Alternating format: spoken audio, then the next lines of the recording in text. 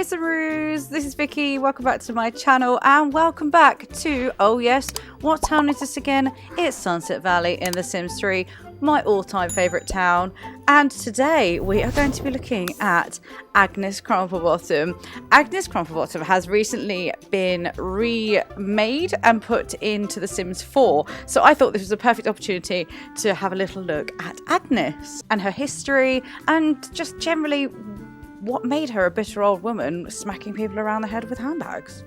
So if you're familiar with the Sims franchise, we did meet Agnes Crumplebottom in The Sims 1, and she did appear, although she was then dead, in The Sims 2, and now The Sims 3, which is where we are now, is actually set before Sims 1 and 2, so this is technically the beginning of Agnes Crumplebottom's life. And if we read her bio here, this is so sad.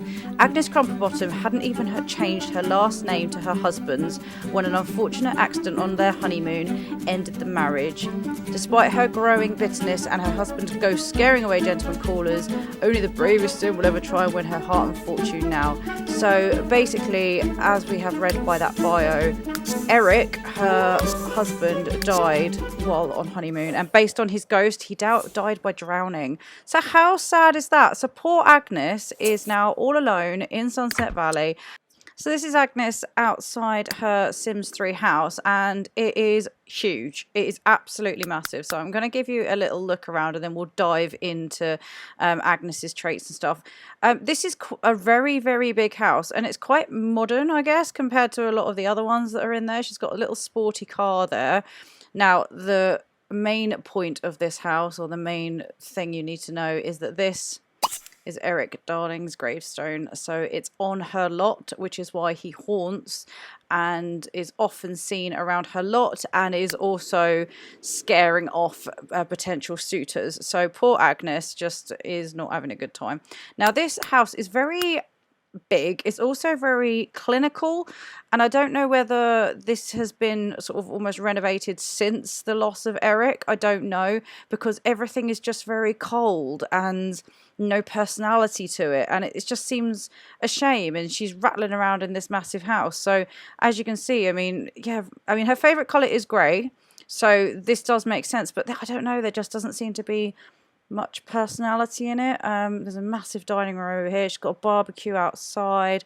Going upstairs, this is the saddest part, because she's got her massive bedroom over here, which is Eric and her bedroom, and then over here there's an unfinished nursery. So you can see the wallpaper is half there. There's one teddy bear. The floor is unfinished, which suggests that they were going to create a family or start a family, and then Eric died, which is really, really sad. But like most of the townies in Sims 3, they're not exactly the best looking. I mean, she's okay. She's obviously in black because she's mourning, I presume, the loss of her husband. So I'm going to give her a little makeover, and I'll continue to talk about Agnes and a bit more of her history whilst we do that. So diving into her makeover, I don't change anything of the facial structure at all, but I do change things like makeup, hair and wardrobe, but I try and give them a new look based on their traits, their personality. So currently her traits are a hopeless romantic, so sad given that obviously her husband. She's grumpy, not surprising. She's a loner, not surprising. She's frugal, which I'm sort of surprised about that one, but she has got a massive house and a posh car, so I guess that's how she managed that. She's a bookworm, and her lifetime wish is to be an illustrious author. She likes classical music, lobster thermidor, I think is how you say it, as her favourites, and spice brown is her favourite colour. Oh, I got that wrong. I thought grey was her favourite colour. Maybe grey is her favourite colour in The Sims 4. So anyway, whilst the timeline of The Sims actually starts with Sims 3, I am going to start with Sims 1, because that is where we first met Agnes Crumplebottom. And we met her in the Sims Hot Date expansion pack. And this was really funny because she was basically a bitter woman who goes around and smacks people with handbags. So at this point, we didn't know why. She was a very harsh looking character. And basically anytime any Sims has any kind of romantic interactions or flirtiness in public, she would basically just go up and hit them with a purse or handbag and sort of say that it was a disgrace in the town. And it was really, really funny. And she was a non-playable character, an NPC. So we didn't actually get to play her as a character, so she was always just this almost nasty character that just lurked around and just being really bitter.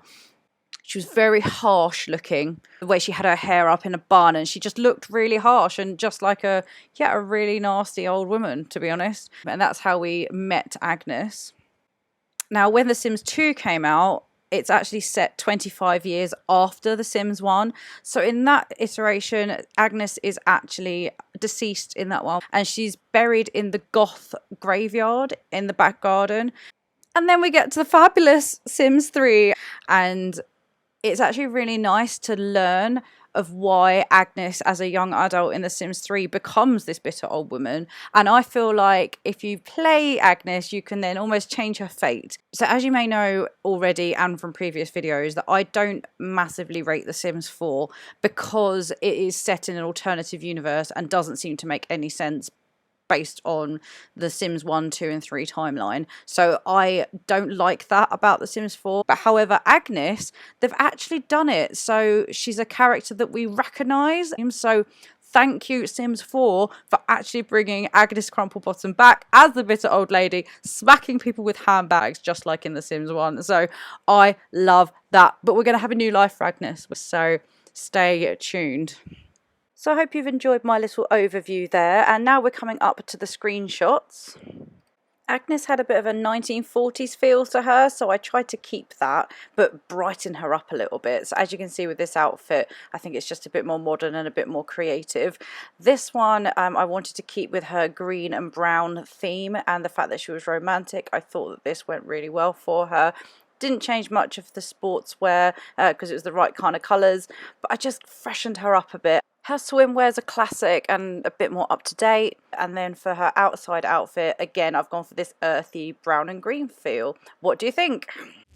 Thanks so much for watching. I'd really appreciate it if you could like the video and if you could subscribe to my channel. If you'd like to hit the bell icon, you'll receive updates of when I upload a new video.